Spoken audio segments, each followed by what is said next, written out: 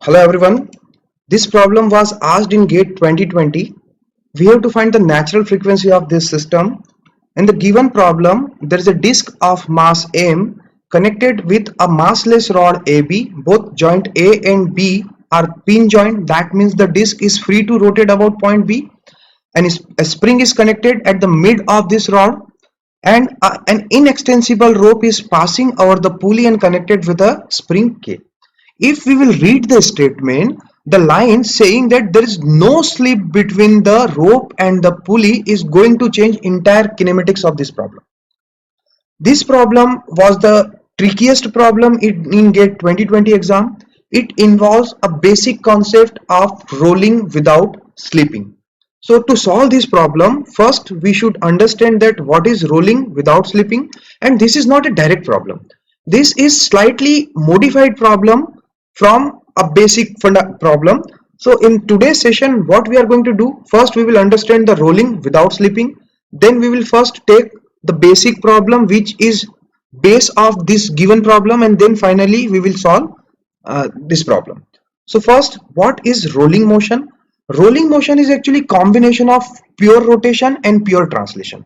For example, in the given picture, the disk is rotating about this point. Let this is my point A, this is point B, and this is point C. So when it will rotate with an angular velocity omega, I can define that this point will moving with velocity omega r, and this point is moving in the backward direction with velocity omega r, and C is stationary.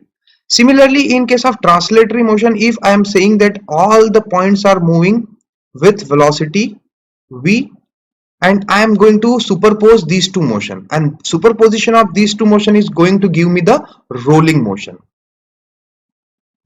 Now the rolling motion itself has two different kinds. One thing we call the pure rolling, and that is also known as the roll without slippage, and second was the rolling with slipping, but we are not going to talk that part. So that is roll plus slip. For the present problem, we have to first understand that what is pure rolling. So let's see that if I will superpose these two motion, the top point will have a velocity omega r plus v, center will have velocity v, and the bottom will have velocity omega r towards left and v at the forward direction. So if I am assuming that my velocity is equal to omega r, means the velocity for the translational motion becomes equal to this omega r, the bottom point will have velocity 0. So ultimately it will become a stationary point, and I can consider that the entire body at this instant is rotating about this base point A, and A is my instantaneous center for given condition. Center is moving with velocity v, and the top point will move with velocity 2v because omega r is also equal to v.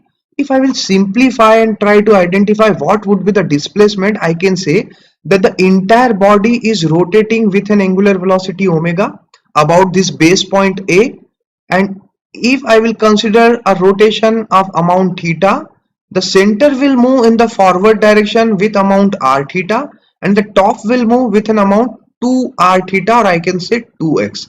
Similarly, the velocity of the midpoint will be x dot, that is r theta dot, and the velocity of the top point will be 2r theta dot. That means the velocity and the displacement of the top point will be double of the velocity and displacement of the midpoint. So this is very important concept in case of pure rolling or rolling without slipping motion.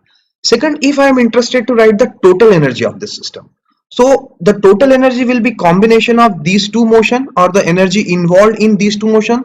So my total energy will become what? My total energy will become half I omega square, which is because of the pure rotation, and this I will be about point C, so I can write it as the center point.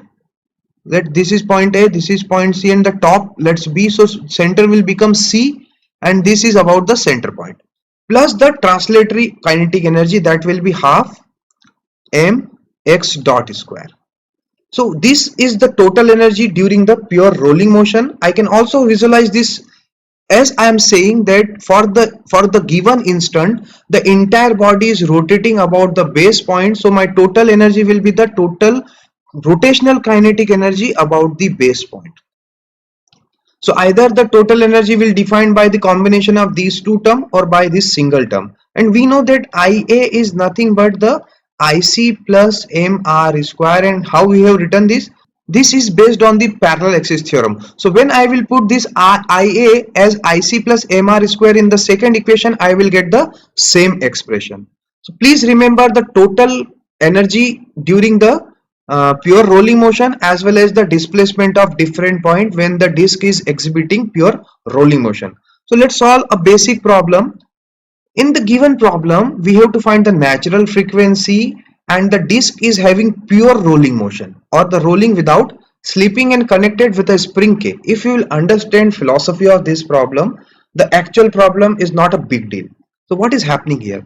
The disk is exhibiting pure rolling. That means the top point is moving with a amount of 2x, as it is given that the x is the displacement of center. Please remember, this is actually saying that if the center is moved with an amount of x, what will be the natural frequency? So center is moving with x. I know that the top point will move with the double amount, so it will be 2x. So spring deflection in the spring is 2x.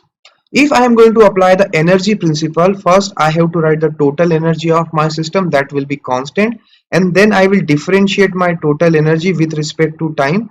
So I will get the equation of motion of this system. So let's do it.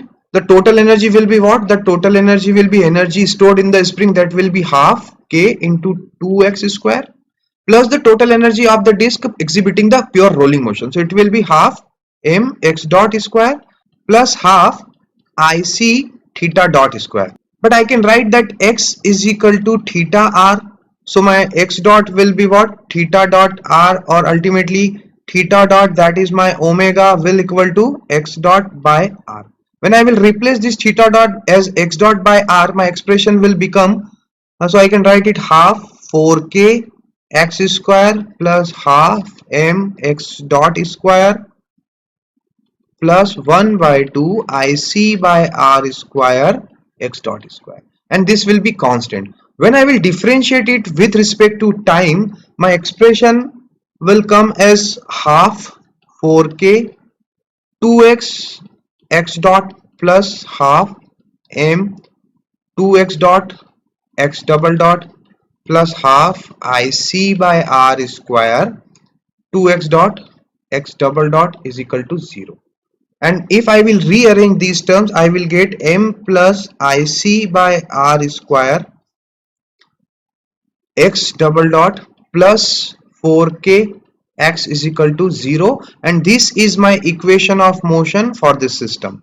And once I know the equation of motion, I know that x double dot plus omega n square x is my standard form. So here the omega n square will actually, your omega n square will be what? 4k divided by m plus IC by r square.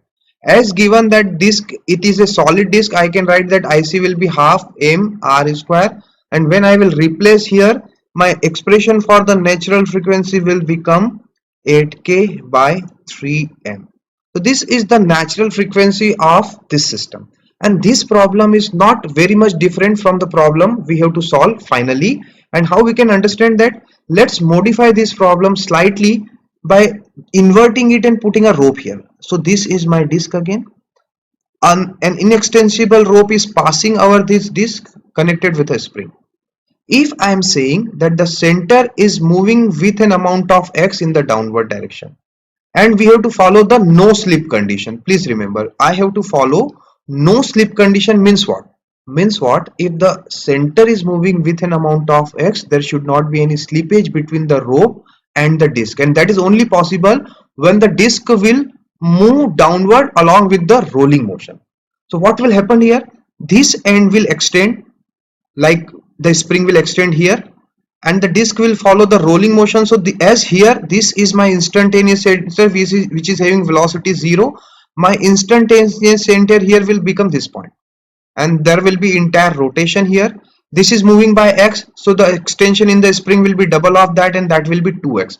So my energy equation will exactly same what I am writing for this problem, and natural frequency will be same as 8k by 3m. So when I will slightly modify this problem, so you please see here that this was my problem, which was asked in the gate examination, and what they have added here, in addition to this disc along with the rope, they have added this bar which is massless connected with this spring.